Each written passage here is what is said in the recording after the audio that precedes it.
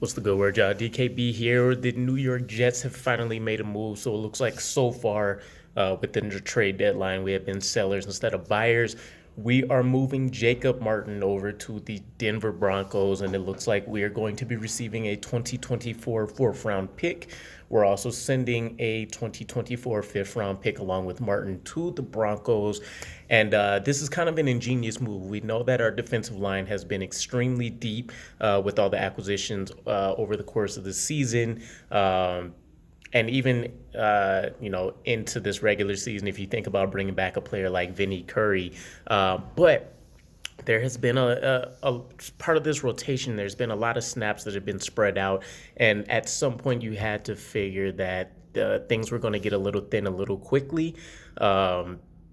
This works out almost perfectly for us because he's taken up about 25-ish% of the snaps so far over the course of like the last 4 weeks.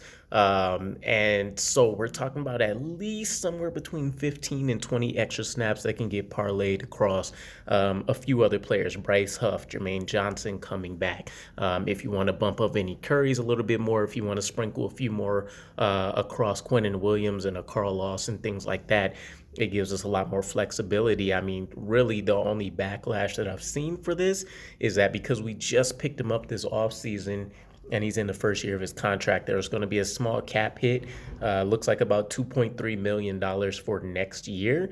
But other than that, I mean, forward thinking wise, from what I picked up, it seems like this could be in preparation for us to make sure that not only do we handle some extensions for Quinnen Williams, but Bryce Huff, who has been a player that's been on the rise for us as well.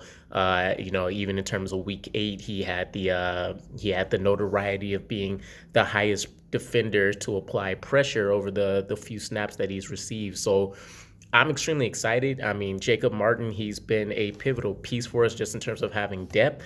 He had just picked up his first sack, 1.5 sacks over the course of 8 games for us. So for a player that hasn't made a huge, outstanding impact for us, but that we can flip for a higher pick, 2 years from now, I'm all for it. Plus, our room is extremely deep. Again, having Jermaine Johnson and all of them that will receive a little bit more attention coming back. It's a good play by Joe Douglas. So let me know what your guys' thoughts are, and I'll catch you again. Peace.